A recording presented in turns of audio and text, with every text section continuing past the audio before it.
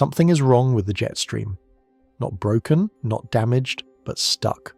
Locked into a configuration that is about to trap the United States under a week and a half of unpredictable, dangerous weather. Severe storms will be possible from the Rockies to the East Coast every single day for the next 10 days, and yet if you ask a forecaster where the worst of it will hit, the honest answer is that no one can tell you. That is the strange heart of this story. The danger is real, it is daily, and it has no shape. In this video we are going to do two things. We are going to walk through the entire pattern, day by day, the tornado threat, the baseball hail, the holiday washout, the drought-breaking rain. And we are going to uncover why this specific kind of weather defeats the most advanced forecasting system ever built. What is it about a stuck jet stream that turns the future itself unreadable? If that question pulls at you, do me a favour and like this video and subscribe to the Sky Lab, because we are going to be tracking this pattern every single day as it shifts. And drop a comment letting me know where you're watching from and whether you have a severe weather plan ready where you live. Now, let's get into it. Part 1. The week without a storm. There is no storm in this story. That is the first thing you need to understand, and it is the strangest thing about everything that is coming. It is also, in a way you will not fully appreciate until the end of this video, the most important thing. When forecasters talk about a dangerous week, they almost always have something to point at. A hurricane with a name and a track, a cold front drawn as a sharp blue line marching across the map, a low-pressure system you can watch on the radar like a slow spiral, hour by hour getting closer. Those are the events we know how to fear, because they have a shape and a direction and a clock. You can look at one and say, it will be here by Tuesday and it will be gone by Thursday. That is what danger usually looks like. This week looks like nothing, and that is exactly the problem. Right now, across the United States, the atmosphere has settled into a pattern that meteorologists expect to last somewhere between 7 and 10 days, and in that entire stretch, there is no single organised system steering the threat. There is no spiral on the radar. There is no front to track. There is just a condition, a state the sky has fallen into, the way a room falls into a particular kind of quiet, and from inside that condition, severe weather is considered possible somewhere between the Rocky Mountains and the East Coast every single day for the foreseeable future. Damaging winds, hail the size of a baseball, tornadoes, not in one place, not on one afternoon, but scattered across the calendar and scattered across the map, appearing and vanishing with almost no warning. We have always assumed that if the danger were real, someone would be able to point at it. But what if the most dangerous kind of weather is the kind that has no shape at all? There is a particular kind of unease that comes with a forecast like this one, and I think it is worth naming at the very start because if you have felt it, you should know it is not irrational. It is the unease of being told that something is coming, and being told, in the same breath, that no one can say exactly where or exactly when. We are wired as people to handle threats that have an address. A hurricane with a track gives us something to do, somewhere to evacuate from, a deadline to beat. But a threat that is real and daily and yet refuses to localize itself sits differently in the mind. It does not give you an action. It gives you a vigil, and a vigil is harder. It asks you to stay alert across a week and a half without the relief of a single clear moment to brace for. That difficulty is not a flaw in you. It is the honest emotional shape of living under a mesoscale pattern, and by the end of this video I want you to at least understand it well enough that the unease becomes something you can hold steadily, rather than something that just gnaws. That is what we are going to spend the next 2 hours unpacking, because the situation unfolding over the country right now is not just a forecast. It is a window. It is one of those rare moments when the atmosphere does something that exposes the machinery underneath it, and once you see that machinery, you cannot unsee it. By the end of this video, you're going to understand not only what is about to happen over the next 10 days, but something far stranger and far more permanent. You're going to understand the exact reason that a science advanced enough to predict the broad shape of the weather a week from now will look you in the eye and tell you it cannot say whether the storm hits your town or the next one over. That is not a flaw. It is not laziness, and it is not a failure of technology. It is a limit, a hard, mathematical wall written into the physics of the air itself, and this week the United States is going to run straight into it. So let us start where the weather always starts. Let us start with the jet stream, because almost everything about the next 10 days comes back to it. 5 to 7 miles above your head, higher than the cruising altitude of most passenger jets, there is a river of air moving faster than a race car. It is called the jet stream, and it is one of the most important features on the entire planet, even though you will never see it and never feel it directly.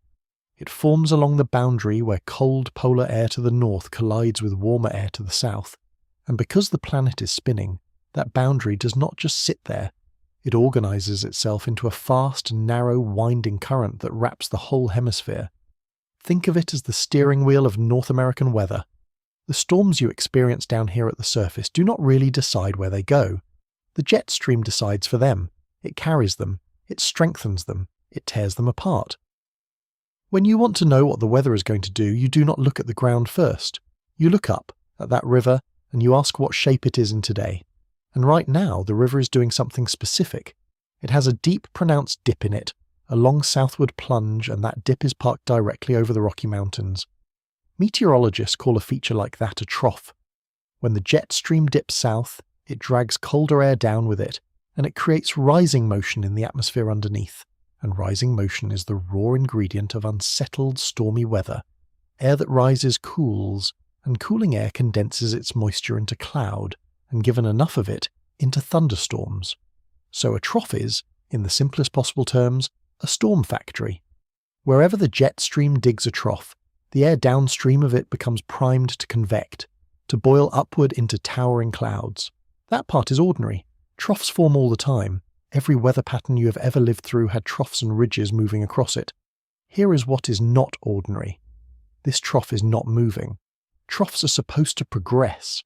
The whole system, the whole winding river, normally migrates from west to east, carrying its dips and its bulges along with it, so that the storm factory passes over you and then passes on. A trough sets up over the Rockies, and a day or two later it has slid into the plains, and a day after that it is over the Mississippi Valley, and the weather it generated moves with it and eventually leaves. That progression is what gives weather its rhythm. It is why a stormy day is usually followed by a calmer one. The factory does not stay parked on top of you, but this one has parked. The trough is anchored over the Rockies, and the forecast guidance keeps it broadly in place straight through the weekend. It is not sliding east on schedule. It has, for lack of a more technical word, gotten stuck. And a stuck trough does not behave like a passing storm. It behaves like a pump. Picture the air flowing around the base of that southward dip. As it curves around the bottom of the trough, it reaches out in two directions and pulls moisture inward from two different oceans at once. From the west, it draws Pacific moisture in over the mountains. From the south, it pulls a thick, humid feed straight up out of the Gulf of Mexico. Both of those moisture streams are being funneled into the same region, into the central and southern United States, and they are not arriving once and then stopping.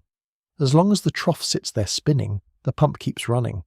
Day after day, the atmosphere over the middle of the country gets reloaded with moisture and with instability, which is the technical word for an atmosphere that wants to rise, an atmosphere that is primed to explode upward into storms the moment something gives it a nudge.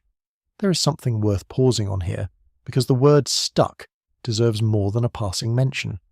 We tend to imagine the jet stream as a smooth, fast-flowing ribbon, and most of the time that image is fair. But the jet stream is also a wave, and like any wave, it has an amplitude, a measure of how far it swings north and south as it wraps the planet. Some of the time the wave is shallow, the swing small, and in that mode the whole pattern tends to move briskly from west to east, weather systems marching along in an orderly procession. But the wave can also amplify. The northward bulges of the ridges climb higher, the southward plunges of the troughs dig deeper, and a strange thing happens when the wave gets large enough. It slows down. A high-amplitude jet stream wave does not progress the way a shallow one does. It can lock almost in place, the great troughs and ridges becoming nearly stationary, like a standing wave frozen across the hemisphere. Atmospheric scientists have studied this directly. Work by researchers, including Kai Kornhuber and colleagues, published in the journal Nature Climate Change, has connected these amplified, slow-moving wave patterns to persistent surface extremes, to the heat waves and the floods and the droughts that linger, because the pattern producing them simply will not move on. What is happening over the Rockies right now is a textbook case of that physics. The wave has amplified, the trough has dug in deep, and a deep trough in an amplified pattern is a trough that has lost its hurry. That is the meteorological reason the factory is stuck, and it is worth holding on to because it tells you this is not a fluke or a glitch. It is a known mode of the atmosphere. The air is allowed to do this. It does this. And when it does, the consequences are exactly what we are about to live through. So now you can see the shape of the problem, and you can see why it is so unsettling. We have a storm factory that will not move. We have 2 oceans worth of fuel being pumped into the same part of the country, continuously, for the better part of a week and a half. Every condition you would want for severe weather is being laid out across half the United States, and then held there, in place, refusing to pass. And yet, there is no storm. There is no system. There is no spiral to point at. How can both of those things be true at the same time? How can the atmosphere be this loaded, this primed, this dangerous, and still have nothing on the map that a forecaster can circle and track? The answer, and we're going to spend most of this video earning the right to fully understand it, is that severe weather needs 2 separate ingredients, and they do not always travel together. The first ingredient is fuel, instability, moisture, the loaded atmosphere that wants to rise. The stuck trough has supplied that in overwhelming abundance. But the second ingredient is a trigger, an organizer, something that takes the diffuse field of fuel and focuses it, lifts it, ignites it in a particular place and a particular hour. In an ordinary dangerous weather setup, the trigger is the big system itself. The cold front is both fuel shaper and trigger. The powerful low-pressure system is both the engine and the conductor. The danger and the organization arrive together, packaged in one trackable feature, and that is why ordinary dangerous weather has a shape you can point at. This pattern has the fuel and not the conductor. It has the loaded atmosphere and no big system to organize it. And so the triggering job, the job of deciding where and when the fuel actually ignites into a severe storm, gets handed down to the smallest, most fleeting, least predictable features in the entire atmosphere. That is the contradiction resolved, at least in outline. The atmosphere is loaded and dangerous, and there is nothing big to point at, because the part of this pattern that is dangerous and the part that would have been predictable have been separated from each other. Holding that idea loosely in your mind, we can move forward, because the full version of it is the most important thing this video has to give you. But before we get to the deep why, before we talk about exactly why this pattern cannot be predicted, we need to look at what it is already doing. Because the danger is not theoretical, and it is not a week away. It starts today. It starts within hours of this sentence. And the first place the stuck pattern is going to show its hand is in a stretch of the country from the southern plains across into the Tennessee Valley, where roughly 10 million people are about to spend an afternoon under a sky that the experts can describe but cannot quite pin down. Part 2. Friday. Where the pattern shows its hand. The thing about a pattern this large is that it does not announce itself with one big blow. It leaks. It shows you a piece of itself here, another piece there, and if you're not paying attention, each individual piece looks small enough to ignore. That is the trap. So let us walk through the first day of this, carefully, because the way today unfolds is the template for the entire week, and once you understand today, you understand the next 10 days. Start in Texas and Oklahoma. The Storm Prediction Center, the federal agency in Norman, Oklahoma, whose entire job is to forecast severe thunderstorms and tornadoes for the country, has drawn what it calls a slight risk across parts of West Texas and western Oklahoma for today.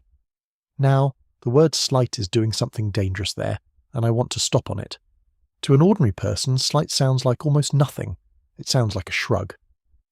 But the Storm Prediction Center uses a 5-level scale, and the levels, in order, run marginal, slight, enhanced, moderate, and high. Slight is the second rung. It is not the bottom. A slight risk is the agency telling you that organized severe thunderstorms are genuinely expected, that some of them will likely be strong enough to do real damage, and that you should have a plan. The scale is calibrated by professionals who see this every day, and on their scale, slight already means pay attention. What is the actual mechanism today in Texas and Oklahoma? The storm prediction. Center's own discussion lays it out. A weak disturbance aloft is sliding across Colorado. and the trailing edge of its energy is spreading over the Texas panhandle. Down at the surface, southeasterly winds are holding a moist air mass in place, and a feature called a dry line, which is the sharp boundary between humid air and bone-dry desert air, is going to become the trigger for thunderstorms to fire in the afternoon. The winds higher up in the atmosphere are running 20 to 30 knots, which is enough to give storms some organisation, enough that forecasters expect a mix of ordinary multi-cell clusters and the more dangerous, more structured storms called supercells. The hazards they name are damaging winds and large to very large hail. And in the vicinity of Amarillo, and over toward Wichita Falls, that phrase very large hail has a number attached to it. Hail up to the size of a baseball. I want you to actually sit with that image for a second, because hail is one of those threats that people underrate until it happens to them. A baseball-sized hailstone is not a nuisance. It is a roughly 3-inch ball of ice falling out of the sky at highway speed. It will shatter a windshield on impact. It will dent the roof and the hood of a car so deeply the vehicle is written off. It will punch through a skylight, crack siding, strip a roof. If you are caught outside under it, it is genuinely capable of causing serious injury. So if you are anywhere near Amarillo or Wichita Falls today, the simple, practical thing is to get your vehicle under cover, under a carport in a garage under anything solid, before the afternoon storms develop. That is not drama. That is just the forecast. And there is a reason hail of that size is even possible, and it ties straight back into the machinery we have been describing. Hail grows inside the updraft of a strong thunderstorm, the column of rising air at the storm's core. A raindrop or an ice pellet gets carried up into the freezing levels of the cloud, accumulates a layer of ice, falls a little, gets caught and lifted again, accumulates another layer, and the process repeats. If you ever cut a large hailstone in half, you can see the layers, like the rings of a tree.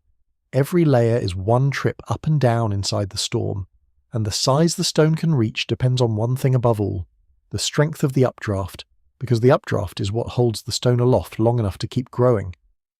A weak updraft drops its hail small. Only a genuinely violent updraft can suspend a 3-inch ball of ice against gravity long enough to build it to baseball size. So when forecasters say baseball hail is possible near Amarillo, they are not just describing falling ice. They are telling you, indirectly, that they expect updrafts strong enough to suspend something that heavy, which means storms with serious power inside them. Hail size is a readout of storm intensity, and that is why a hail forecast deserves more respect than it usually gets. I mentioned the dry line a moment ago, and it deserves a closer look, because the dry line is one of the most important and most underappreciated features in American severe weather, and it is doing real work in today's forecast. A dry line is exactly what the name says, a boundary in the atmosphere where humid air meets dry air.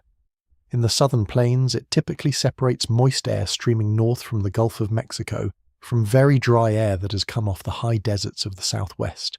There is no temperature front there, no obvious change you would feel as a wall of cold or warm. What changes across a dry line is moisture, and moisture is invisible. You could drive across a dry line and the most you might notice is the air feeling a little less sticky. But to the atmosphere, that boundary is a seam, and seams are where storms are born. The dry line tends to act like a focusing line, a place where the air is nudged upward, and in the heat of the afternoon with the atmosphere loaded with instability, that nudge along the dry line is often all it takes to set the first towering thunderstorm climbing. So, when the Storm Prediction Center says a dry line will be the focus for afternoon development in Texas and Oklahoma today, they are naming the exact seam along which the day's storms are most likely to first appear. But, and this is the pattern's signature again, the precise position of that dry line on a given afternoon, and the precise spot along it where the first storm punches up, are mesoscale details. The dry line tells you the neighborhood. It does not tell you the address. There is a wrinkle in the Texas and Oklahoma setup worth understanding, because it tells you something about how slippery this pattern is. The high-resolution forecast models, the short-range models that try to simulate individual storms, are showing a lot of what meteorologists call outflow-dominant behavior. When a thunderstorm matures, it pushes a pool of cool, dense air out ahead of itself, like an invisible wave spreading across the ground. That outflow can be a storm's undoing. If the storms today become outflow-dominant, they essentially trip over their own cold air, and instead of standing tall as discrete rotating supercells, They collapse into messy clusters that race along, producing mostly a wind threat. That would actually lower the hail and tornado risk. But, and this is the pattern showing its nature again, if even one storm manages to stay discreet, stay isolated, stay standing on its own, that storm could produce the very large hail. So the forecast is not a single clean answer, it is a branch. It depends on a behavior, outflow, that no one can fully predict until the storms are actually on the radar. Now move north, into the Central Plains, into Nebraska. There is a weak low-pressure system centered up over South Dakota today, and weak is the operative word. It is not a powerhouse, but it is enough to kick off storms capable of producing hail in the $quarter to $half size range near Omaha, with the main window running roughly between 4 and 8 in the evening local time. There could be a few similar storms down toward Kansas City. The honest framing here, and forecasters give it honestly, is that these are fairly ordinary isolated large hail storms, the kind the Central Plains sees routinely in the month of May, not a crisis. But worth knowing about if you live there, because $quarter to $half hail will still damage a car and still hurt if it catches you in the open. And then we come to the part of today that genuinely concerns me and concerns the forecasters, which is the Tennessee Valley and the stretch of the Deep South sometimes called Dixie Alley. The Storm Prediction Center has outlined a tornado risk across this region today, and that risk covers roughly 10 million people. It stretches from around Mobile, Alabama in the south, up to the northeast through Lexington and Louisville, Kentucky. 10 million people inside a tornado outlook is not a small number, and I want to explain exactly what kind of threat it is, because it is a subtle one, and subtle threats are the ones that hurt people. If you looked at the raw instability today across the Tennessee Valley, you might not be impressed. The measure forecasters use is called CAPE, Convective Available Potential Energy, and it is essentially a number for how much explosive energy is stored in the atmosphere, how hard the air wants to rise. Today, across the Mid-South, the CAPE is relatively weak. The atmosphere is not loaded with the kind of raw, towering instability you see on a classic big tornado day in the plains. So far that sounds reassuring. But instability is only half of the tornado recipe. The other half is wind shear, which is the change in wind speed and direction as you go up through the atmosphere. Shear is what makes a storm rotate. You can have all the instability in the world, and if the winds are uniform top to bottom, you tend to get storms that go straight up and rain themselves out. But take even a modest amount of instability and put it in an environment with strong low-level shear, with winds that turn and accelerate sharply just above the ground, and you can get rotation, you can get tornadoes. It is worth understanding why shear does this, because it is genuinely elegant. Imagine the winds near the surface blowing from one direction, and the winds higher up blowing from a different direction, or just much faster. That change across height effectively puts a spin into the air, a horizontal rolling motion, like an invisible rolling pin lying flat in the atmosphere. On its own, that horizontal roll does nothing dramatic. But now introduce a thunderstorm updraft, a powerful column of rising air. The updraft takes that horizontal roll and tilts it upright, stands it on end, the way you might lift one end of a spinning pencil. A horizontal spin tilted vertical becomes a rotating updraft, and a rotating updraft is the defining feature of a supercell, the most dangerous species of thunderstorm and the one that produces the strongest tornadoes. So shear is not a side detail. Shear is the ingredient that decides whether a storm merely rains, or whether it organizes, rotates, and reaches toward the ground. This is the deep reason a day can have only modest instability and still be a real tornado threat. If the shear is favorable, even a moderately energetic storm can be spun into something dangerous. And today, across the Tennessee Valley, that is exactly the setup. There is a broad zone of moderately strong southerly winds at low levels. The air is extremely humid, with dew points up in the 70s, and there is enough shear in the lowest part of the atmosphere for forecasters to be genuinely concerned.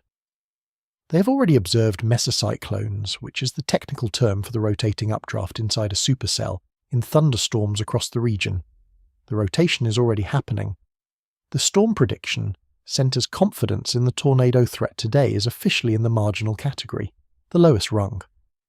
But, and read this carefully, the agency's own discussion explicitly states that a tactical upgrade to portions of the area remains possible. That is forecaster language, and translated, it means, we are watching this, And if the atmosphere keeps trending the way it is trending, we may raise the threat level later today. The peak window for the tornado risk is roughly 2 in the afternoon through about 7 in the evening. The slightly elevated focus is near Huntsville and Florence, Alabama, and into northwestern Mississippi near Tupelo in the early to mid-afternoon.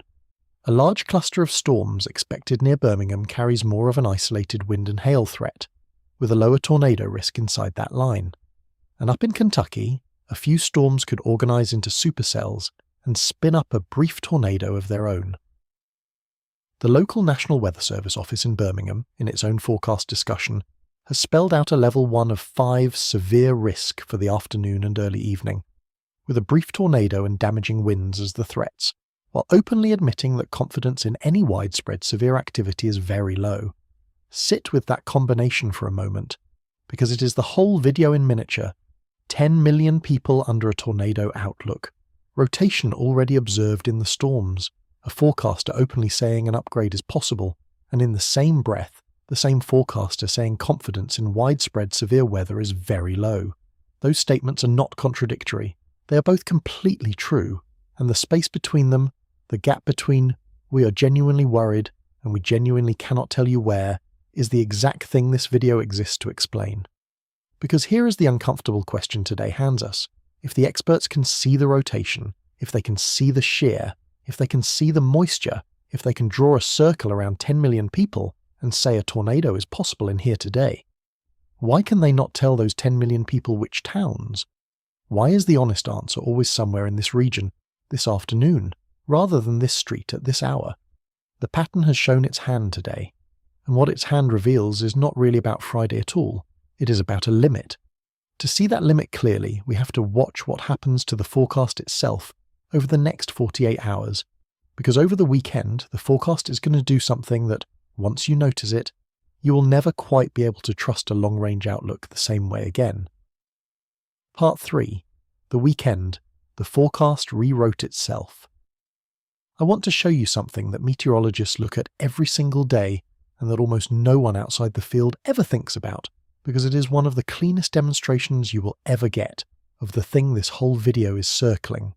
It involves the Storm Prediction Center's outlooks, and specifically what those outlooks looked like a few days ago compared to what they look like now. The Storm Prediction Center does not just forecast today, it issues outlooks days in advance. There is a day 1 outlook for today, a day 2 for tomorrow, a day 3 for the day after, and longer range outlooks beyond that. Each one is the agency's best assessment, given everything it knows, of where severe weather is likely, and here is the detail I want to put in front of you. Earlier this week, the outlook for this coming Saturday, when it was still several days out, when it was a day 3 product, was essentially blank. It highlighted no severe weather areas at all. As far as the forecast could see at that range, Saturday looked quiet. That same Saturday, now that it has moved closer, now that it is inside the day 2 window, has 3 separate severe weather areas drawn on it. Nothing happened to Saturday. Saturday did not change. The atmosphere did not suddenly decide to become dangerous. What happened is that Saturday moved closer to us, and as it moved closer, the forecast could finally see things about it that were always going to be there but were, until now, simply invisible. The danger was always coming. The forecast just could not resolve it yet. 3 risk areas materialized on the map not because the weather worsened, but because the fog of distance lifted enough for the weather to come into focus.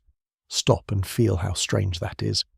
We tend to think of a forecast as a prediction that is either right or wrong, and we tend to think that as a forecast updates, it is because the forecasters are correcting a mistake. But that is not what happened here. The earlier blank Saturday was not a mistake. It was an honest statement of what could be known at that distance, which was not much. And the current 3-area Saturday is not a correction. It is an honest statement of what can be known now that the day is nearer. Both versions of the forecast were correct. They were correct about different amounts of knowledge. Think about what that means for how you should read any long-range forecast, because this is a habit worth carrying out of this video and into the rest of your life. When you look at a 7-day forecast and you see calm weather on day 6, you should not read that as a promise that day 6 will be calm. You should read it as a statement that, from the vantage point of today, day 6 does not yet show a clear threat, and that the threat, if there is one, may simply be below the resolution of what can currently be seen. The far end of a forecast is not a prediction of calm, It is a measurement of distance. The blank spot on the map is not the absence of danger, it is the presence of fog. And the single most common way people get hurt by weather is by reading a quiet long-range forecast as a guarantee, planning around it, and then being caught off guard when the day arrives and the fog lifts, and the threat was there all along. The Saturday outlook going from 0 to 3 is that exact lesson, written on an official government product for anyone willing to notice it. That is the pattern revealing its deepest property, and it is why I keep coming back to the same idea. This is a pattern that can only be seen a little at a time. It does not yield its details to long-range forecasting, because its details are not the kind of thing long-range forecasting can hold. And the experts know this. It is why, with a pattern like this one, you will hear forecasters openly commit to issuing updates every day, sometimes more than once a day. Not because they are disorganized, because they understand, better than anyone, that the only way to forecast this kind of week is to keep reforecasting it, to keep letting each day swim into focus as it approaches, and to keep telling the public the new picture as it sharpens. So let us walk the weekend as it stands right now, with the full understanding that the picture will keep sharpening, and that what I am describing is the shape of the threat as it can currently be seen, not a finished, locked prediction. That distinction matters more this week than almost any week. Saturday first. Overnight, going into Saturday morning, the storms down in the southern plains are expected to ramp back up near Oklahoma City and near Dallas. This is the kind of overnight activity that can genuinely wake you up. Thunder and lightning rolling through in the dark, with an isolated damaging wind threat riding along. The forecast models keep hinting at a weak line of thunderstorms pushing through the Dallas, Shreveport and Texarkana corridor in the morning hours, and if that trend holds, it could earn its own marginal severe designation. Overnight and early morning severe weather deserves a special note of caution, by the way, because it is statistically more dangerous than daytime severe weather for one simple human reason. People are asleep. They do not see the sky darken, they do not hear the first distant thunder, and they do not get the warning. Studies of tornado fatalities have found that nighttime tornadoes are markedly more deadly than daytime ones, and the reason is not that the storms themselves are stronger after dark. It is that the warnings do not reach sleeping people. A tornado warning is only as good as its ability to wake someone, move them, and get them to shelter, and a person asleep with their phone silenced is a person the entire warning system cannot reach. So if you are in that Southern Plains corridor tonight, this is the night to make sure your phone's emergency alerts are switched on and the volume is up, and ideally to have a second way to be woken, a weather radio, a louder alarm, anything, so that if a warning is issued in the dark, something gets you out of bed. It is a small piece of preparation, and on a night like this one, it is the single most valuable thing you can do. Then Saturday daytime. And the simplest honest description of Saturday daytime is storms almost everywhere. Widespread thunderstorm activity is expected to stretch from Texas all the way to the Carolinas. A stormy afternoon across the Carolinas and Georgia. Storms across Texas, Missouri, Arkansas. If you look at the map, it is hard to find a piece of the southern and central United States that is not under some chance of a thunderstorm Saturday afternoon. But here is the crucial qualifier, and it is the same qualifier that defines this entire week. The severe weather risk, the risk of storms crossing the line into genuinely dangerous, is described as spontaneous and generally low end. The dominant threat is damaging wind. There is isolated large hail. A brief spin-up tornado cannot be ruled out, but it is scattered, it is unpredictable, and it is not organized into a clean, trackable line of destruction. It is, again, a condition rather than an event. Storms everywhere, severe storms somewhere, and somewhere is the word no one can sharpen yet. The Storm Prediction Center's day. 2 Outlook for Saturday currently carries that marginal risk in 3 separated zones, one across the southern high plains from the Raton Mesa region down through the Oklahoma and Texas panhandles and toward the middle Texas coast, where storms could start out as supercells with large hail and severe wind, one across central Georgia into upstate South Carolina, where there is more instability, 1,500 to 2,500 units of cape, but weak wind shear, so the threat there leans towards soggy, water-loaded downbursts of damaging wind rather than rotation, and one across the upper Ohio Valley, where a disturbance lifting northeast near a warm front could support a stronger storm or two and even a conditional brief tornado. 3 zones, 3 different mechanisms, all under the same stuck pattern. There is one more thing about Saturday worth flagging, because it is a small detail that says something large. Several of those Saturday threat zones involve a mechanism forecasters call a water-loaded downburst. That phrase is worth unpacking. In a setup with plenty of moisture but weak wind shear, storms do not tend to organise into rotating supercells. Instead, they grow tall, fat and heavy with rain, and then that enormous weight of water aloft can suddenly collapse, dragging a slug of cold air downward at high speed. When that downward blast hits the ground, it spreads out violently in all directions, and it can produce damaging straight-line winds every bit as destructive as a weak tornado, sometimes more so because it can cover a wider area. People hear the word tornado and brace, and hear the words thunderstorm wind and relax, but a strong downburst can flatten trees, tear roofs and flip vehicles. In a pattern like this one, where shear is often weak but moisture is everywhere, the downburst is quietly one of the most common ways the weak will actually hurt people, and it is one more hazard that fires on the mesoscale, in a particular cell over a particular town with very little warning. Then Sunday. Sunday the threat simply continues, focused on the southern plains and the southeast for more of the same isolated wind, isolated hail, and a low tornado threat. There is currently a marginal risk drawn across Nebraska and Iowa that forecasters note could easily grow. A line of storms could push across Indiana and put a damper on outdoor plans, and the forecasters say plainly that they cannot yet tell where Sunday's most significant setup will be. They do not foresee much of a tornado threat for Sunday right now, and they immediately add the words "that could change." Always that could change. Do you hear it? Do you hear the same phrase over and over, woven through every single day of this forecast? Could change, could grow, hard to predict. Confidence is low, a tactical upgrade is possible. It is not the forecasters hedging. It is not them covering themselves. It is the most honest thing they can possibly say, because the pattern they are looking at is, by its very nature, a pattern that resists being known in advance. And notice that the honesty runs in both directions. The same forecasters who say the threat could grow will also tell you just as plainly when a day is trending quieter, when a risk area is being trimmed back, when the worst cases come off the table. They are not simply alarming you. They are tracking a moving, uncertain thing and reporting it faithfully in whichever direction it moves. That two-way honesty is the mark of a forecast you can actually trust, and it is exactly what you're getting this week. And that raises the question we have been building towards since the first sentence of this video. Why? Why this pattern specifically? Why can a stuck trough and a flood of Gulf moisture produce a week of weather that the most sophisticated forecasting system ever built can only ever see a day or two at a time? The answer has a name.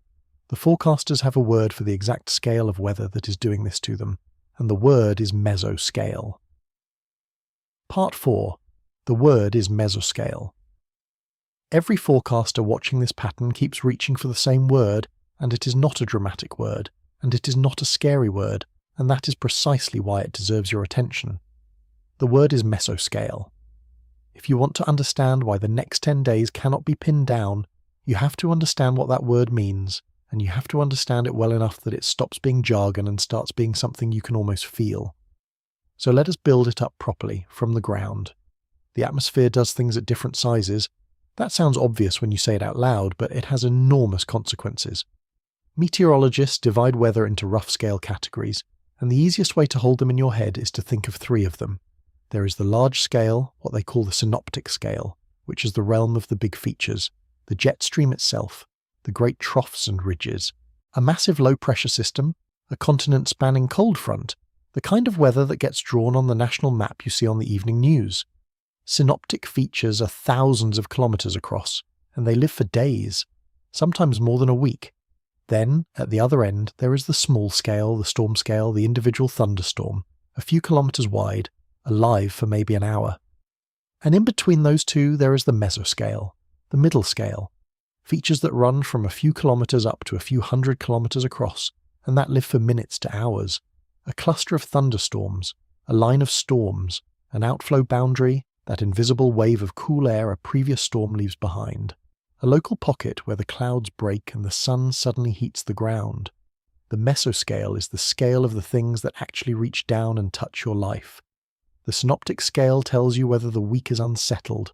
The mesoscale decides whether the tornado is on your street. I want to give you one concrete mesoscale feature to hold on to, because once you can picture it, this whole idea stops being abstract. Consider the outflow boundary. When a thunderstorm matures and then weakens, it leaves behind that pool of cool, dense air that's spread out from underneath it. The leading edge of that cool pool is the outflow boundary, and it can survive for hours after the storm that produced it has died, drifting slowly across the landscape like the ghost of a storm. Now here is why it matters. That boundary is a miniature front. Where it goes, it can lift the warm, humid air ahead of it, and that lift can trigger brand new storms. Worse, the boundary carries its own subtle wind shift, its own little contribution to the wind shear, and a new storm that happens to form right on top of an old outflow boundary can tap into that extra shear and become far more dangerous, far more likely to rotate than a storm forming just a few miles away over undisturbed air. Forecasters know this. They watch for outflow boundaries obsessively on days like the ones this week will bring. But here is the trap. The existence, the position, the strength, and the lifespan of an outflow boundary all depend on the storms that came before it, and those storms were themselves mesoscale and unpredictable. So the boundary that will decide where tomorrow's most dangerous storm forms does not even exist yet.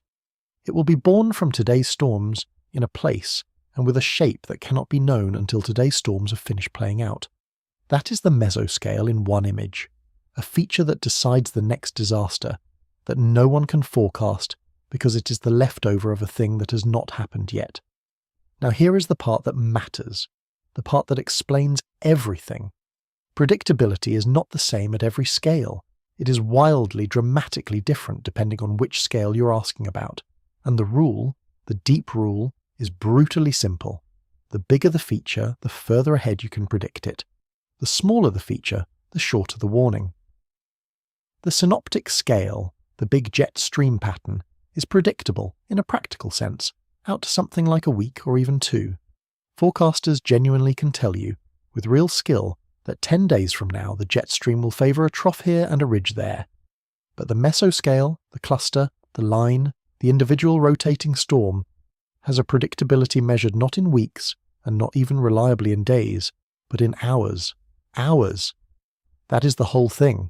That is the entire reason this week behaves the way it does. Let me make it concrete with a comparison, because the gap is so large it is almost hard to believe. The big pattern, the stuck trough over the Rockies, the experts saw that coming many days out, and they will be able to see the broad shape of the next week and a half with reasonable confidence. But the specific severe thunderstorm that might drop a tornado near Tupelo this afternoon, the honest scientific predictability of that specific storm, its exact location, its exact timing, its exact intensity, is on the order of hours before it forms, same atmosphere, same afternoon. 2 features and a predictability gap between them that spans from days to hours, a difference of more than an order of magnitude. So now think back to what we said about this pattern. We said it has no organising synoptic system. We said there is no big low, no sharp front, nothing on the synoptic scale steering the show, and at first that sounds like it should make the week safer, or at least calmer. But flip it around. If there were a big synoptic system in charge, then the severe weather would inherit the predictability of that big system. The tornado threat would be tied to a front you can track for days, and forecasters could tell you, with real lead time, that the line arrives Thursday afternoon and the risk is along its leading edge. The bigness of the system would lend its predictability to the storms inside it. But this pattern has handed the steering wheel to the mesoscale. With no big system to organise them, the storms this week will be triggered by and located by small-scale features, an outflow boundary left over from yesterday, a subtle line where 2 air currents converge, a local patch of clearing sky that lets the sun cook the ground a few degrees hotter than the air around it. Those are the things that will decide where Tuesday's destructive storm goes, and those things have a predictability of hours. The pattern, by removing the big organising system, has stripped away the very thing that would have made the threat forecastable in advance. It has not made the week less dangerous, it has made the week less knowable, and less knowable, when the hazard is a tornado, is its own kind of dangerous. Let me ground this with a comparison you can carry around, because the difference between synoptic-driven and mesoscale-driven weather is the single most useful distinction in this entire video. Think of 2 different dangerous weather days. On the first, a powerful classic spring system is crossing the plains, There is a deep surface low, a sharp dry line, a strong cold front, a roaring jet stream overhead, all of it organised, all of it large, all of it visible on the map for days in advance. On a day like that, forecasters can issue a high-confidence outlook well ahead of time. They can tell you, 3 days out, that the eastern half of a particular state is the danger zone, and that the storms will fire in the late afternoon along the dry line, and that the tornado risk is real. The weather is dangerous, but it is legible. The bigness of the system makes it readable. Now think of the second day, which is the kind of day this entire week is built from. There is no deep low, there is no sharp front. There is just a warm, humid, unstable air mass sitting under weak, disorganized flow, with the jet stream offering no strong steering. On a day like that, forecasters know the air mass is capable of producing severe storms. They can tell you the ingredients are present.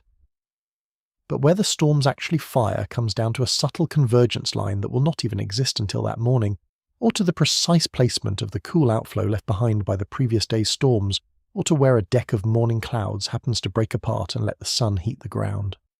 Those things cannot be known in advance because they are too small and too fleeting to measure and too sensitive to forecast.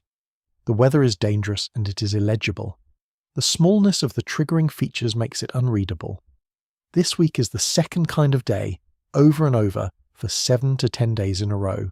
That is the diagnosis in a single sentence, and this is why the forecasters keep saying the word mesoscale. When a meteorologist tells you this is going to be a mesoscale-driven pattern, they are not showing off vocabulary. They are giving you a precise and slightly grim diagnosis. They are telling you that the danger is real, that the danger is daily, and that the danger lives at the one scale of the atmosphere that the science cannot see far into. They are telling you that they will be able to give you good warnings, excellent warnings, warnings that will save lives, but those warnings will come with a lead time of minutes to a couple of hours, not days, because that is all the atmosphere is willing to give.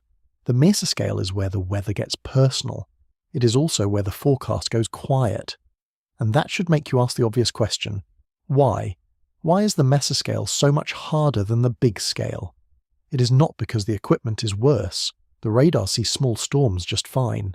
It is not because the scientists are less skilled. It is something deeper, something built into the physics of small, fast-growing weather, and to understand it we have to leave the forecast desk entirely and go back to a single afternoon in 1961, to a scientist, a primitive computer, and an accident that he was not even looking for. Because the reason the mesoscale cannot be predicted is the same reason that the future itself, in a very specific and very rigorous sense, has a wall around it. And the man who walked into that wall did it by rounding a number. Part 5. An Accident. In 1961. In 1961, a meteorologist named Edward Lorenz was sitting at a computer at the Massachusetts Institute of Technology, and he was about to discover something that would not just change weather forecasting, but would change the way science understands the natural world. He was not trying to. He was in fact trying to do something fairly boring, and that is the first beautiful thing about this story. The deepest limit on human knowledge of the future was not found by someone hunting for it.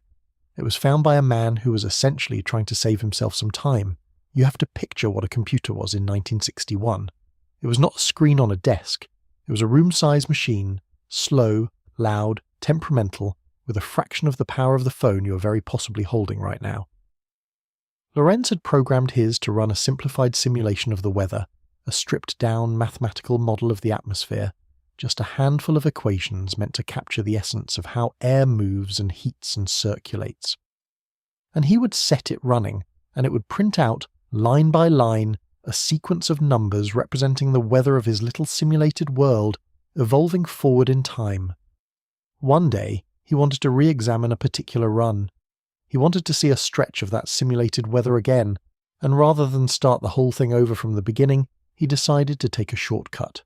He took a set of numbers from the middle of the earlier printout, typed them back into the machine as a new starting point, and set it running again from there. It should have reproduced the second half of the original run exactly. It was the same model, the same equations, the same numbers. He walked off to get a cup of coffee while the machine worked. When he came back, the new run had not reproduced the original. At first, it tracked it closely. The two weather sequences nearly identical. But then they began to drift apart. Slowly at first, then faster, then completely, until the new simulated weather bore no resemblance whatsoever to the original. Same model, same equations, a totally different outcome. And I want to dwell on the shape of that divergence, because the shape is the whole lesson. The two runs did not snap apart instantly. They did not start different. They started, for all practical purposes, identical, and they stayed close for a while, close enough that an observer glancing at the two printouts early on would have called them the same forecast. The drift was patient, it was gradual. It was the slow, compounding work of a difference doubling and doubling. And then, somewhere past a certain point, the accumulated doublings crossed a threshold, and the two runs were simply unrelated, two different weathers that happened to have begun from nearly the same place. That shape, close then close then close then suddenly anything, is the signature of chaos, and it is exactly the shape of a real forecast losing its skill. A 3-day forecast is genuinely good. A 5-day forecast is decent. A 7-day forecast is rougher. A 10-day forecast is hanging on by its fingernails. And a 15-day forecast is, in the rigorous sense, no forecast at all, just a statement of the climatological average. That is not a smooth, gentle decline. It is the doubling catching up with you. Lorenz watched it happen on a printout in 1961, and every forecast issued anywhere on Earth since has been issued in the shadow of what he saw. Lorenz did what any good scientist does when the machine seems to be broken. He went looking for the error, and what he found was not an error in the machine at all. It was this. The computer internally stored its numbers to 6 decimal places, but the printout, the paper sheet Lorenz had read his starting numbers off of, only showed 3 decimal places to save space. So when Lorenz typed the numbers back in, he typed in, say, 0.506, when the number the computer had actually been using was 0.506127. He had changed the starting condition by about 1 part in 1,000, a difference smaller than a rounding error, a difference he and everyone else at the time would have assumed was utterly, completely negligible. And that difference, that 1 part in 1,000, had grown until it swallowed the entire forecast. This is the discovery. It has a formal name, sensitive dependence on initial conditions, and it has a famous nickname, the butterfly effect. And most people have heard the nickname, and almost no one has been told what it actually means. So let me tell you, because it is not what most people think. The butterfly effect is not a vague statement that small things matter. It is something far sharper and far more unsettling than that. It is the discovery that in certain systems governed by what mathematicians call nonlinear equations, a tiny difference in the starting state does not stay tiny. It grows, it compounds, it doubles, and doubles again, feeding on itself, until at some point it is no longer tiny at all. It is as large as the thing you were trying to predict, and once the uncertainty is as large as the prediction is gone. Not wrong exactly, just gone, replaced by noise. It is worth pausing on a word in there because it is the word that makes the whole discovery so profound. Deterministic. Lorenz's little model was completely deterministic, which means there was no randomness in it anywhere. Given a starting point, the equations produced exactly one future, with perfect mechanical certainty, every single time. There was no dice roll, no chance, no hidden randomness in the machine, and yet the system was unpredictable. Sit with how strange that is, because it overturns an assumption most people carry without ever examining it. We tend to think unpredictable and random are the same thing, that if you cannot predict something it must be because chance is involved. Lorenz proved otherwise.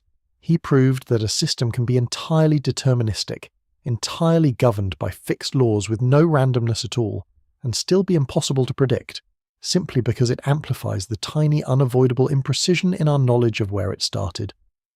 The unpredictability does not come from chance, it comes from sensitivity.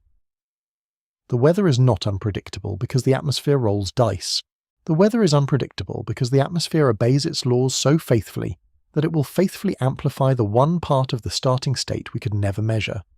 That is a far deeper and far stranger kind of unpredictability than mere randomness, and it is the kind we live under.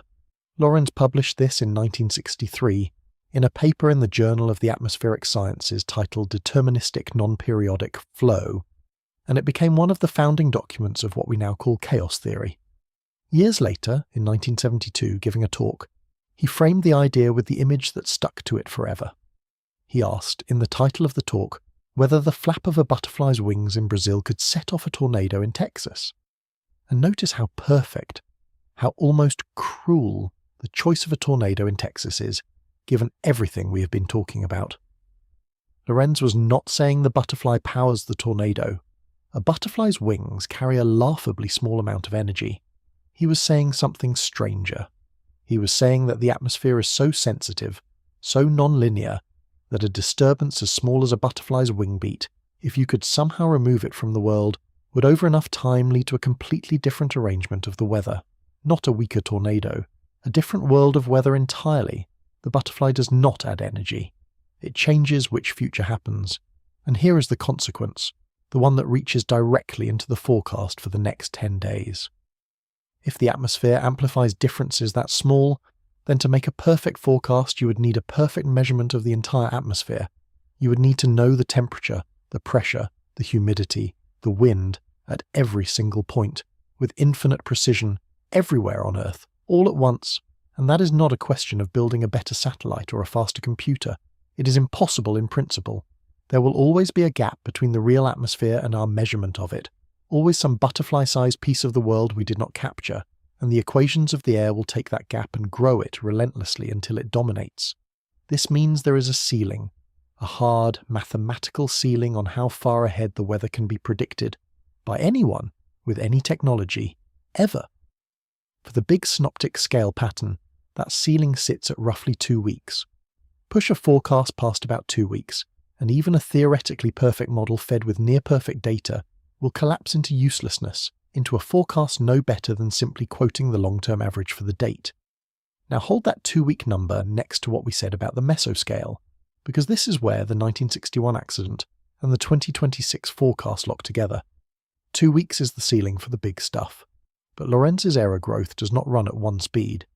It runs faster when the physics is more violent, more nonlinear, more explosive. And there is almost nothing in the atmosphere more explosive than a growing thunderstorm.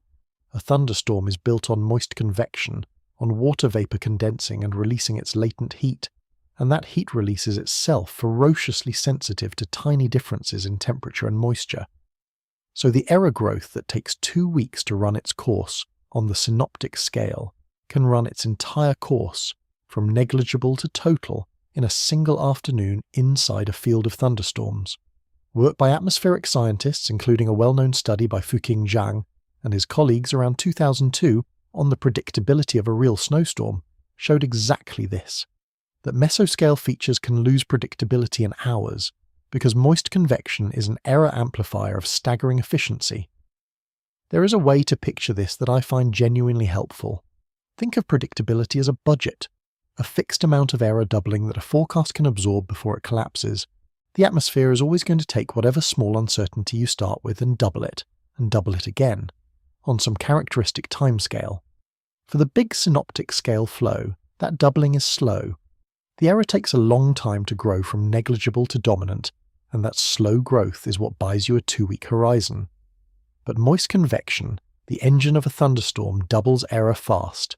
Ferociously fast. The same budget that lasts 2 weeks on the synoptic scale is spent in an afternoon on the mesoscale, because the doubling is happening so much more quickly. It is the identical process Lorenz found, the identical compounding of a tiny initial uncertainty, just run at a wildly different speed. The butterfly in the plains does not need months to rewrite the afternoon. Inside a developing storm complex it needs hours. So the mesoscale is not unpredictable because forecasters are missing something. It is unpredictable because it is the part of the atmosphere where Lorenz's butterfly does its work fastest. The reason no one can tell those 10 million people in the Tennessee Valley which town gets the tornado is the same reason Lorenz's 2 simulations diverged over a rounded number. The storm that forms this afternoon depends on details. An outflow boundary here, a wisp of moisture there, a few degrees of surface heating, details far too small and too fleeting to ever fully measure, and the violent physics of convection seizes those unmeasured details and amplifies them into the difference between a quiet sky and a wedge tornado, all within hours. The stuck jet stream over the Rockies set the stage, but the actual storms, the actual danger, are being written in a language the future does not let us read in advance, That is the wall, and this week, the United States is pressed right up against it. Part 6. The Honest Forecast. If everything I have told you so far were the whole story, the situation would be hopeless, and it is not hopeless, so there has to be more to it. If the mesoscale is genuinely unpredictable past a few hours, if the butterfly effect genuinely puts a wall around the future, then how do forecasters do anything useful at all? How does the Storm Prediction Center draw a tornado outlook around 10 million people days in advance and have it actually mean something? How are there warnings that save thousands of lives every year? The answer to that is, in its own way, just as beautiful as Lorenz's discovery, because it is the story of how science responded to finding a wall. It did not pretend the wall was not there. It learned to work with it, and the tool it built is the reason the forecast for this dangerous week, while uncertain, is also genuinely, deeply honest. For most of the 20th century, weather forecasting tried to do the thing that Lorenz proved was impossible. It tried to make the single best prediction. You measure the atmosphere as well as you can. You feed those numbers into the model, you run it once, and the answer it gives you is the forecast. One run, one answer. And in a chaotic system, that approach has a fatal hidden flaw. Because your measurement of the atmosphere is never perfect, your one starting point is never exactly right. And so your one forecast is really just one of many forecasts you could have gotten from the many slightly different starting points that were all equally consistent with your imperfect measurements. You ran one. The atmosphere might have been any of the others, and you have no idea, from a single run, whether your answer is rock solid or wildly fragile. So forecasters made a profound shift, and the shift is the thing I most want you to take away from this part of the video. Instead of running the model once, they run it many times. Dozens of times. Each run starts from a slightly different version of the current atmosphere, each version nudged within the range of what the measurements genuinely cannot rule out, and some runs use slightly different versions of the model physics as well. This is called ensemble forecasting, and the collection of runs is called the ensemble, and what you do with it is the clever part. You do not just average the runs together, you look at how much they agree. Think about what that gives you. If you run the model 50 times from 50 slightly different but equally plausible starting points, and all 50 runs produce nearly the same forecast, that is an enormously powerful statement. It is telling you that for this particular weather situation, the butterfly does not have much room to work. The outcome is robust. You can forecast it with confidence, even days ahead. But if you run the model 50 times and the 50 runs scatter, some showing a quiet day, some showing a severe outbreak, some putting the storms in Kansas and some in Tennessee, that scatter is also telling you something precise and true. It is telling you that this situation is one where the butterfly has enormous room to work, where tiny unmeasurable differences lead to wildly different outcomes, and that no honest forecaster can give you a confident single answer because the atmosphere itself has not decided. The spread of the ensemble is the forecast. The disagreement is the information. That is the key idea. When the runs diverge, that divergence is not a failure of the system. It is the system correctly measuring the uncertainty that Lorenz proved is really there. I want to make sure this lands, because it is a genuine reversal of how most people instinctively think about forecasting.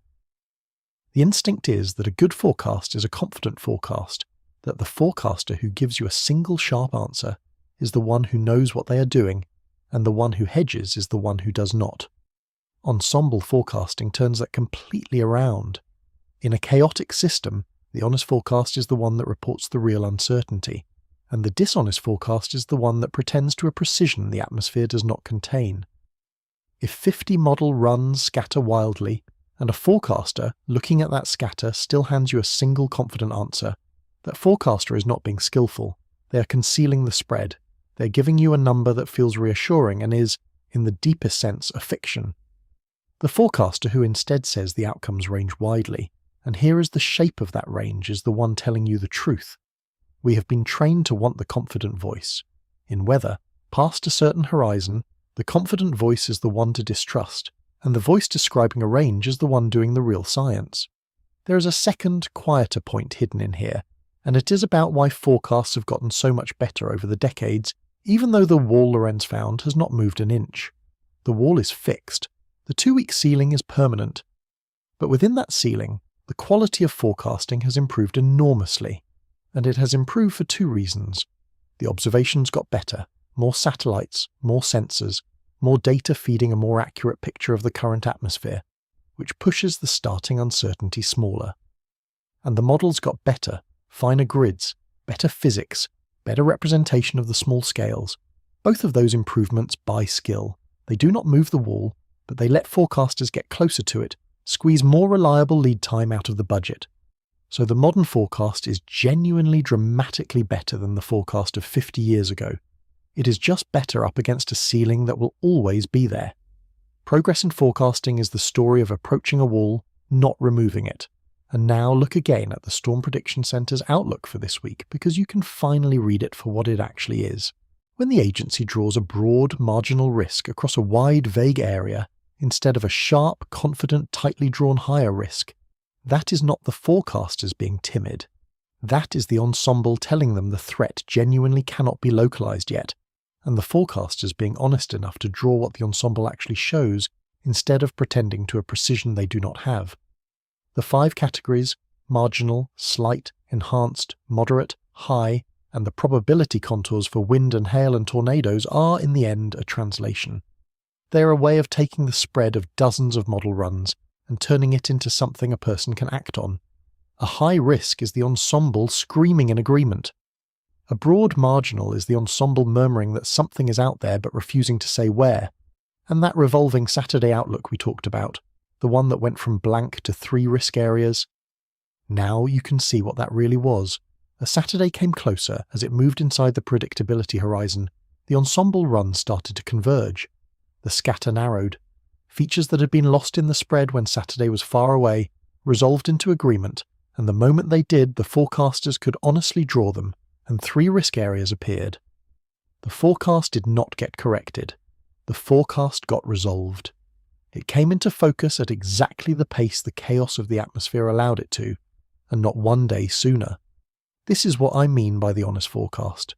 The forecast for the next 10 days is not a confident story, and it should not be, and a confident story would be a lie. What you're being given instead is something better than a confident lie. You're being given a truthful map of uncertainty. The forecasters are telling you, the whole stretch from the Rockies to the East Coast is dangerous.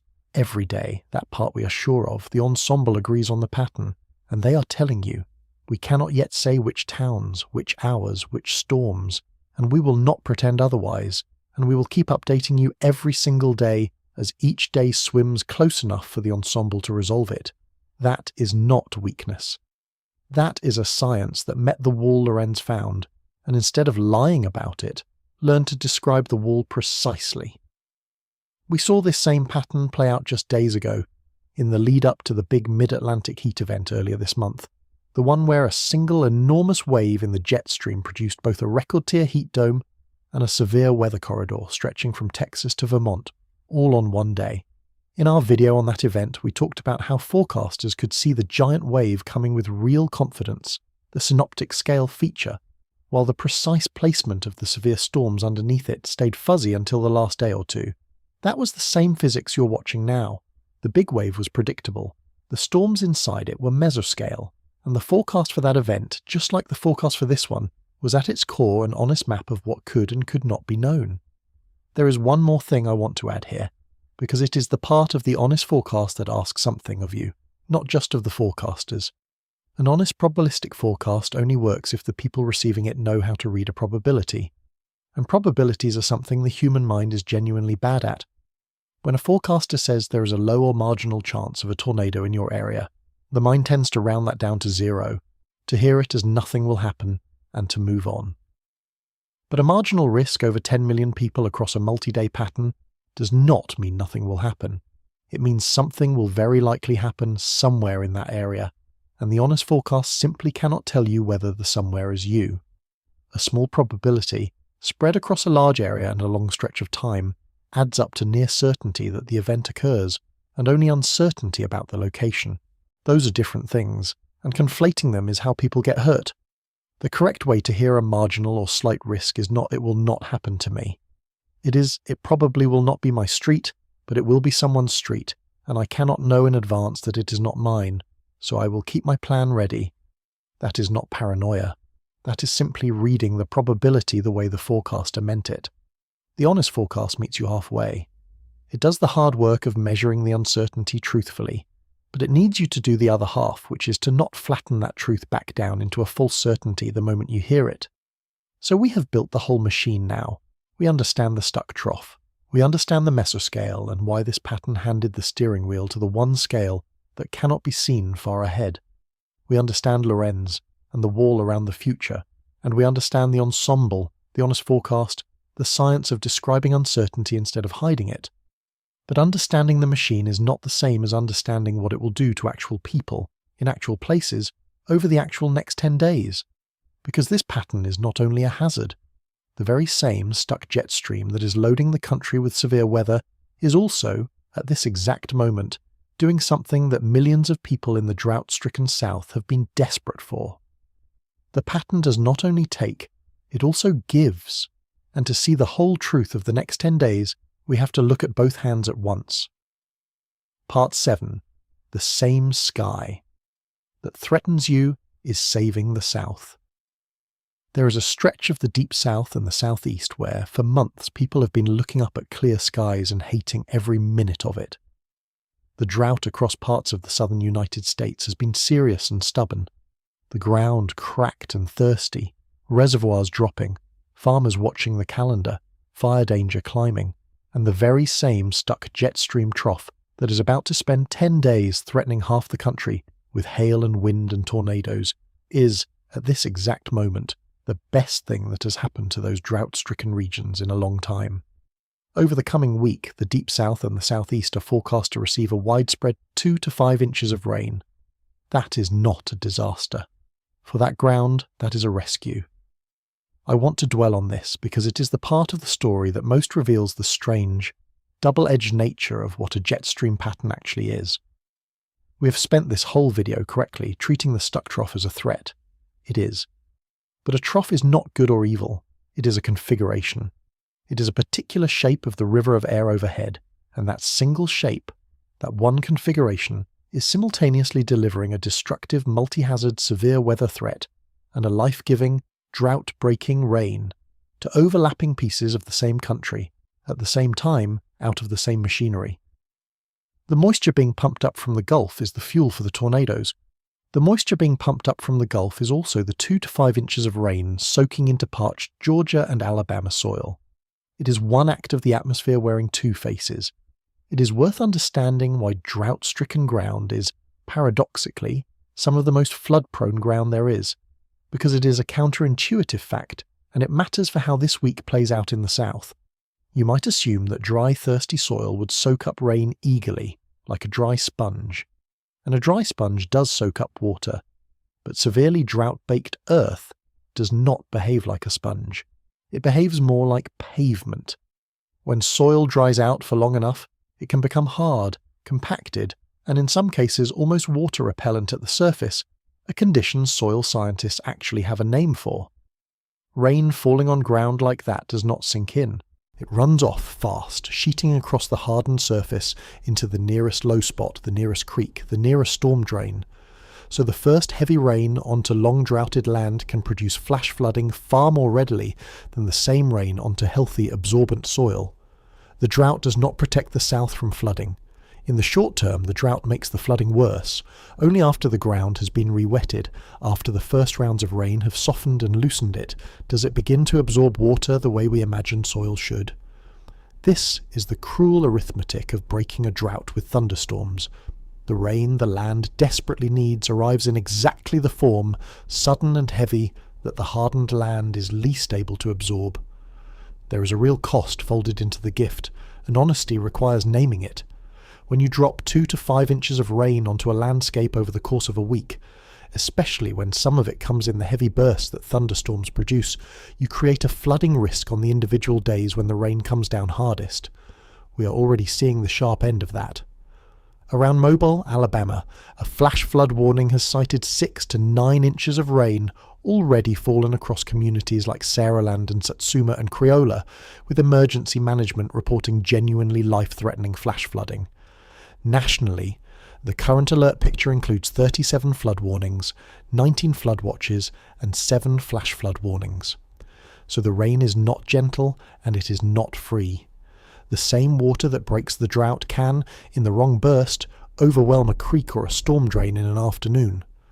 The honest framing, the one the forecasters themselves use, is that this is broadly beneficial rain carrying a localised flooding risk, and both halves of that sentence are true, and which half you experience depends once again on the small scale, on whether the heaviest cell of the day sets up over your particular watershed. Now travel north and east, up the Atlantic seaboard, because the same pattern has yet another face to show, and this one is aimed squarely at a holiday weekend. For the eastern third of the country, the stuck trough is not delivering severe storms or drought-breaking rain. It is delivering a long, cool, grey soaking, and it is doing it across Memorial Day weekend. The National Weather Service office in Philadelphia put it in a phrase that is almost too good, describing the setup as having the feel of a March nor'easter. In late May, coastal wind gusts up toward 40 miles an hour, daytime temperatures stuck in the 40s and 50s, a raw, damp, overcast weekend that feels like it belongs 2 months in the past. There is a genuine human cost folded into a washout like this one, and it is easy to underrate because it is not dramatic. A cool, grey, raw holiday weekend is not a disaster in the way a tornado is a disaster. But Memorial Day is one of the busiest travel and outdoor weekends of the American year, the unofficial start of summer, and a 60-hour soaking rain across the entire eastern seaboard means cancelled plans, dangerous travel, and a particular kind of hazard at the coast that deserves its own warning. The ocean water along the northeast beaches at this time of year is still very cold, in the 50s to low 60s, and when you combine that cold water with the strong onshore winds this pattern is generating, you get a serious rip current threat. Cold water is its own danger. A person who suddenly goes into water that cold can lose muscle control and the ability to swim within minutes through a process called cold water shock, and a rip current can pull a swimmer away from shore faster than they can fight it. Several northeast forecast offices have issued high rip current risk statements for the holiday weekend for exactly this reason. So the washout is not only an inconvenience. For anyone tempted to go in the water on a grey, windy holiday weekend, it is a genuine hazard, and it is one more face of the same stuck pattern. Look at the numbers, because they make it specific. The New York City Forecast Office is describing a prolonged soaking rain with an event total in the range of roughly 1 3/4 to 2 3/4 inches, falling over a 60-hour window, and it notes that the precipitable water values, the total amount of moisture in the column of atmosphere overhead, are running in the 90th percentile. The Boston office notes precipitable water running 1.5 to 2 standard deviations above the late May average. Washington, D.C. is looking at a wet, cool holiday weekend with 1 to 2.5 inches of rain, and down in Houston, the office is carrying a flood watch through Monday with precipitable water near 2 inches and the potential for rainfall rates of 2 to 4 inches an hour onto soil that is already saturated. I want to flag what those statistics actually mean, because it connects back to the spine of this whole video. When a forecaster tells you the moisture is in the 90th percentile, or 1.5 to 2 standard deviations above normal, they are not reaching for drama. They are telling you in the precise language of statistics that this is not an ordinary rainy weekend. This is a genuinely anomalous loading of the atmosphere, a measurably unusual amount of water vapour in the sky for this time of year. The washout is real, and it is rare, and it is the same stuck pattern, the same trough, reaching out and touching the East Coast with a third completely different kind of weather. And then there is the fourth face, the one defined by absence. Out in the desert southwest, the stuck trough is delivering nothing at all. The geometry of the pattern, the way the air curves around that Rockies trough, funnels the moisture into the central and eastern states and leaves the southwest cut off, on the dry side of the whole configuration. Little to no rain is expected there. For late May, that is not by itself shocking. The desert is supposed to be dry, but it matters because it means the ongoing wildfire concern across the southwest gets no relief. The current alert set includes a red flag warning for southwest Colorado, with relative humidity forecast to drop into the 12 to 17% range, which is the kind of bone-dry air in which any fire that starts will spread fast. So step back and look at the whole map at once, because this is the thing I most want you to carry out of this part of the video. One jet stream configuration, one stuck trough over the Rockies, and from that single feature, 4 entirely different weathers, all happening at once, across one country. A multi-hazard severe weather threat through the middle, a drought-breaking, flood-risking soak across the deep south, a raw, anomalous March in May washout up the east coast, and a dry, fire-primed silence across the southwest. That is what a jet stream pattern is. It is not a storm. It is a sprawling, continent-scale arrangement of the air that hands out hazard and relief and misery and dryness in the same gesture. And it returns us, once more, to the central thread, because every one of those 4 faces is being shaped at the edges by the mesoscale, by the small, unpredictable details, the heaviest cell, the strongest gust, the local burst. The big pattern decided that the south gets rain, chaos decides which county floods, and which way the entire pattern breaks next week, towards something even more dangerous or toward more of the same, comes down to a single feature now sitting off the west coast, a feature the forecasters can see and cannot yet read.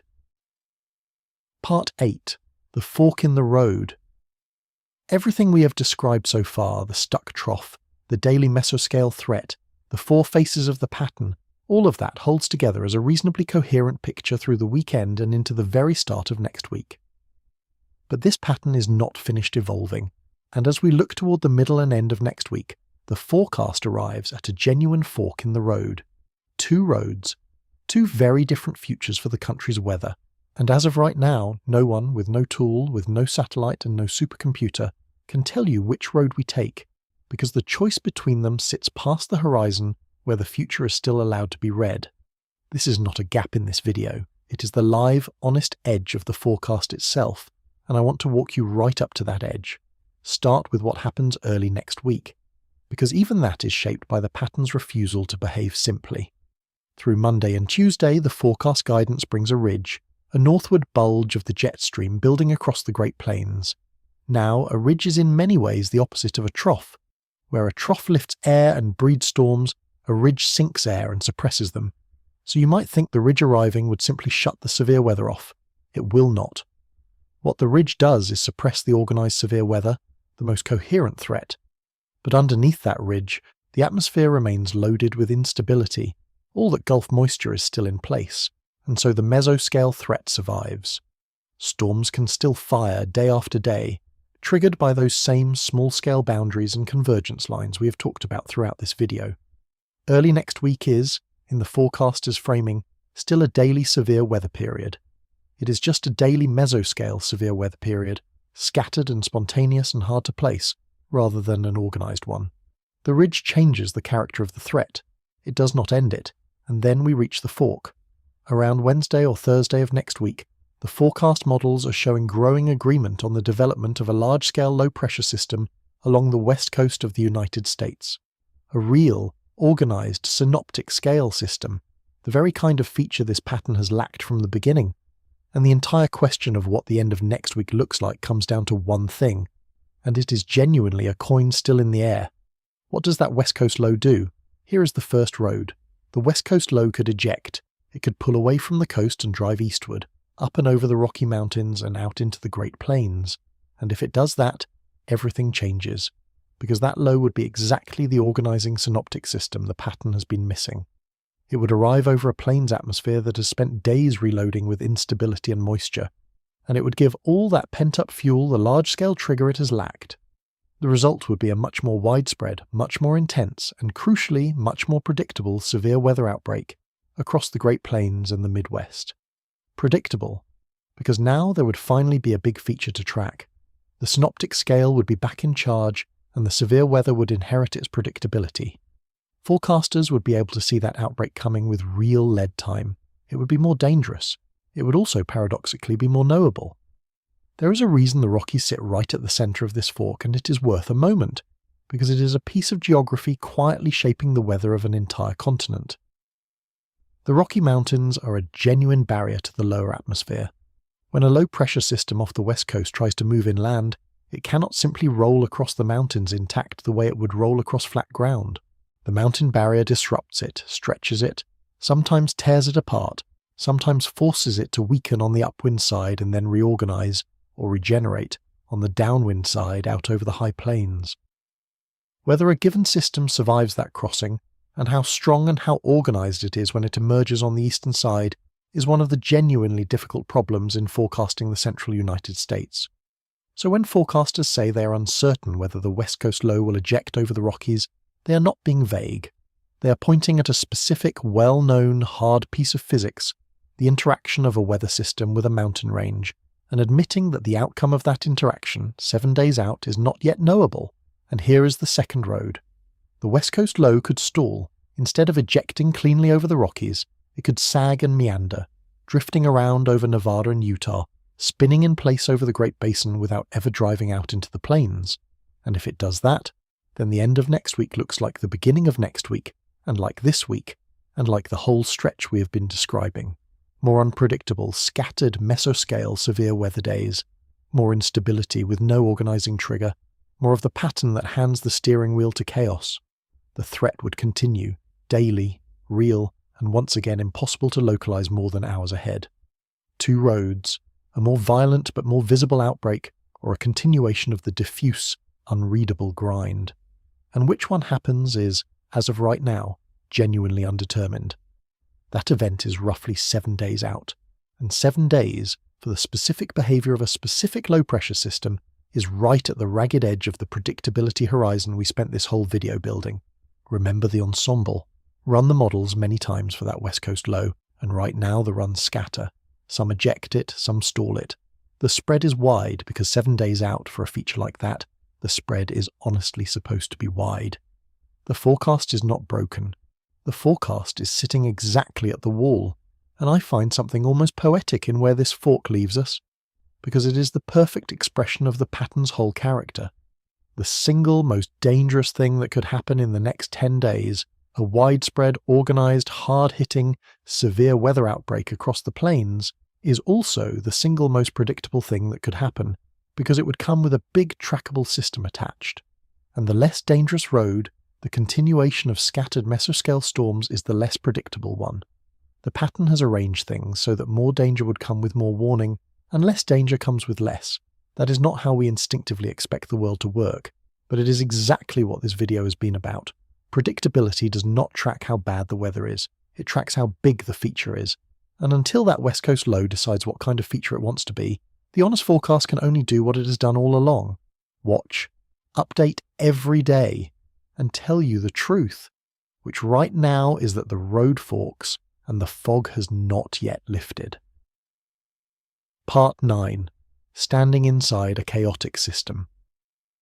We have come a long way from the first sentence of this video, and I want to end by pulling all of it together, because the next 10 days, properly understood, are about something much larger than 10 days.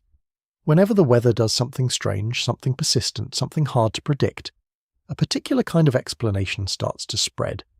You will see it in comment sections and in videos and in posts. The claim that a pattern like this one is not natural at all, that it is being engineered, steered, manufactured, that someone, some government program or some hidden facility, is deliberately controlling the jet stream. The names attached to this vary: cloud seeding, ionospheric heating facilities, geoengineering, and I want to address it directly the way we always try to on this channel, not by mocking it, because the impulse behind it is genuinely human and genuinely understandable, but by walking through what the science actually says. Start with the impulse, because it deserves respect.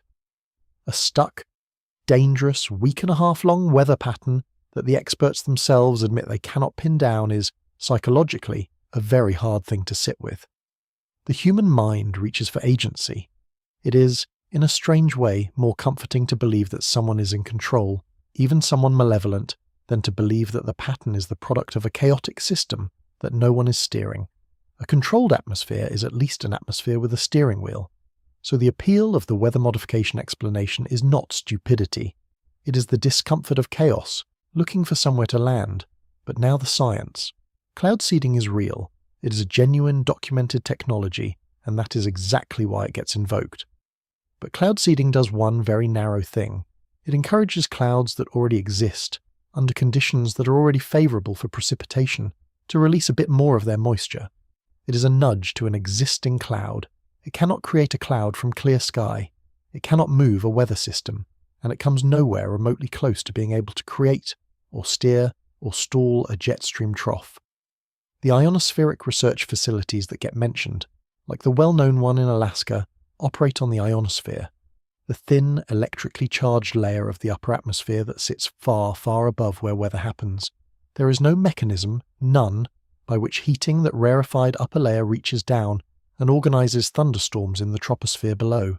And the reason all of this fails comes down to one word, and it is the most important word in this part of the video: energy. The amount of energy in weather is almost incomprehensibly large. A single ordinary thunderstorm releases energy comparable to a substantial nuclear weapon over its lifetime, and a large severe thunderstorm complex far more than that.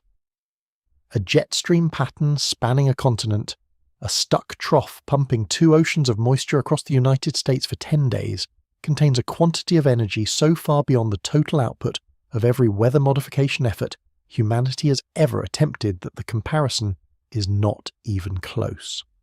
And there is a second reason the engineering claim collapses, beyond the raw energy budget, and it is the entire subject of this video. Even if you somehow had the energy to nudge the atmosphere is chaotic.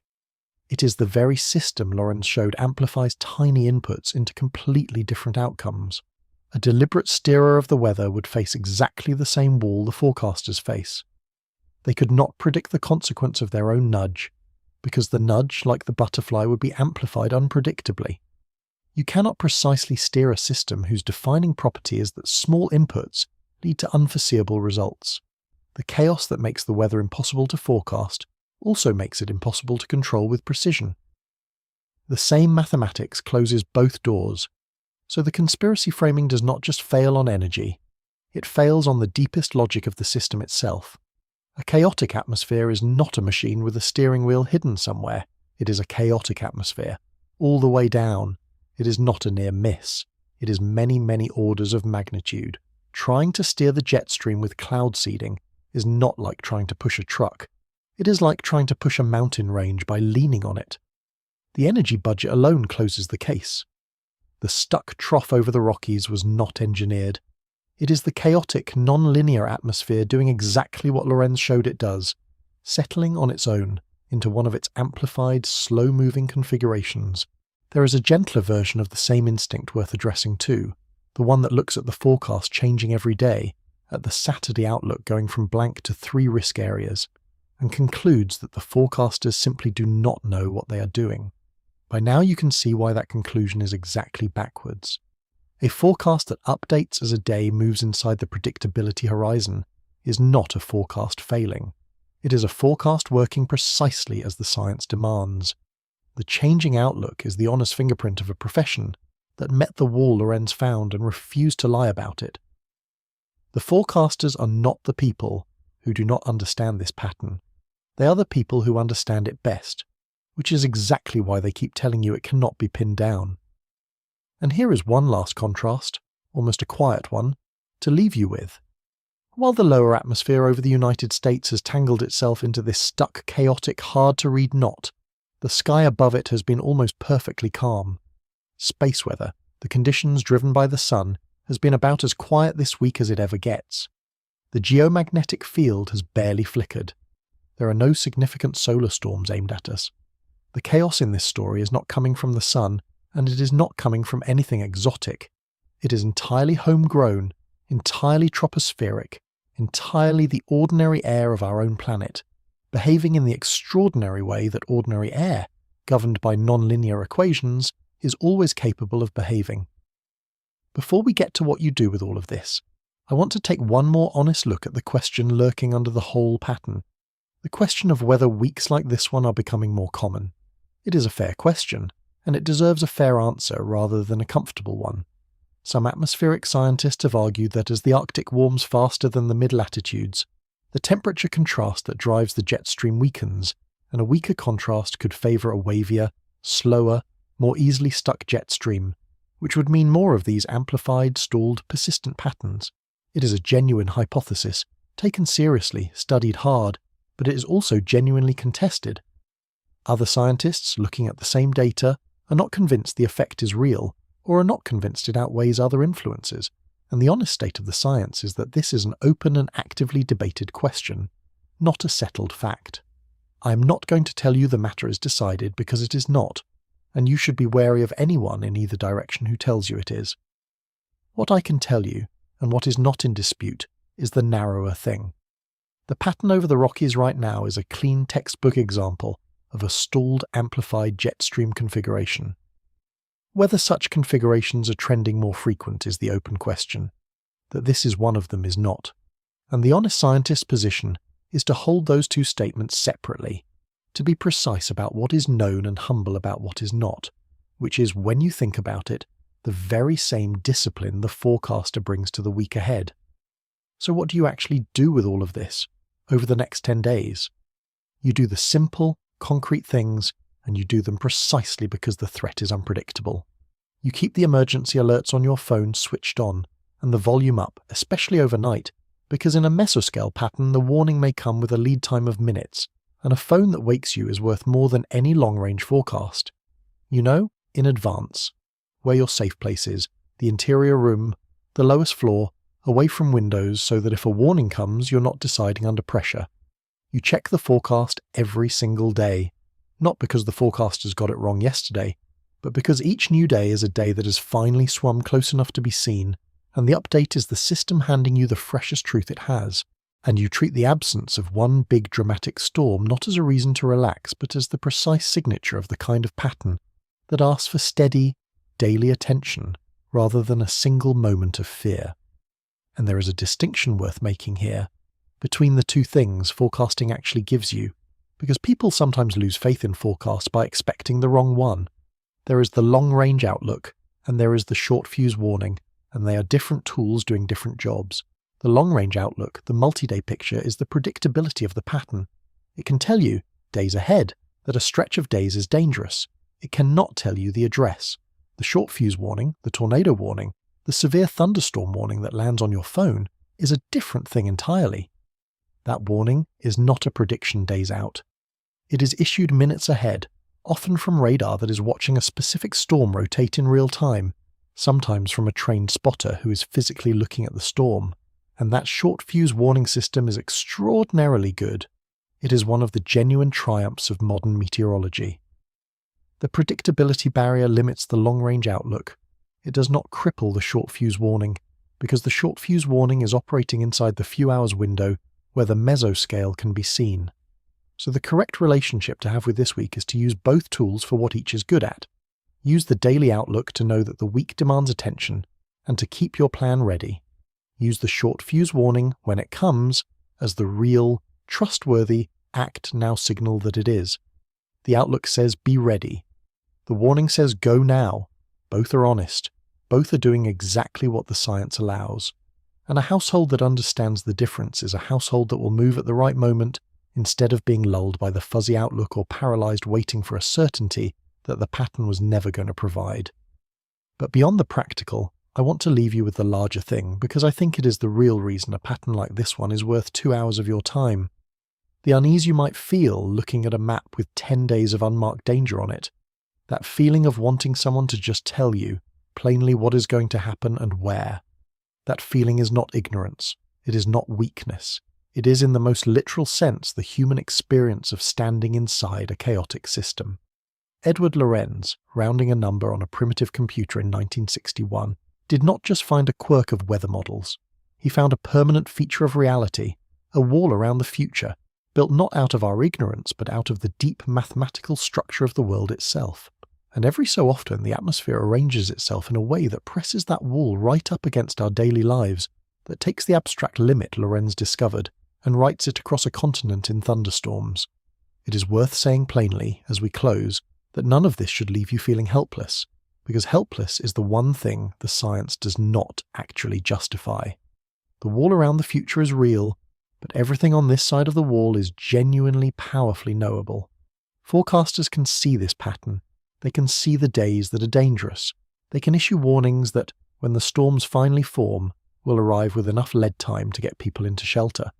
The predictability barrier does not mean we are blind. It means we are not omniscient, which is a very different and much more livable thing. The honest forecast, updated daily, paired with a short-fuse warning system that is one of the quiet triumphs of modern science, is more than enough to carry a prepared household safely through a week like this one. The barrier limits how far ahead we can see. It does not remove the light we do have, and the right response to a chaotic sky is not dread. It is the calm, almost old-fashioned discipline of staying informed, keeping a plan, and respecting the warning when it comes. That is what the next 10 days really are. Not just a stormy stretch. A stuck jet stream is going to spend a week and a half showing the United States in real time in hail and wind and rotating storms and drought-breaking rain the exact boundary of what can be known about tomorrow. The forecasters will watch it honestly. They will update it every day. They will save lives doing it. And they will never, not with any satellite and not with any supercomputer, be able to lift that wall, because the wall is not a failure of the tools. The wall is the truth. The most honest thing anyone can tell you about the sky over the next 10 days is that it is dangerous, that it is daily, and that its precise shape is being written, hour by hour, in a language the future does not let us read in advance. And maybe the most remarkable thing of all is this. The reason that sky is so hard to know is the same reason it has never once, in the entire history of the world, repeated itself exactly. You're not just living under an unpredictable pattern. You're living under a sky that has never been seen before and will never be seen again. And the wall around the future is also the thing that makes every single day genuinely new.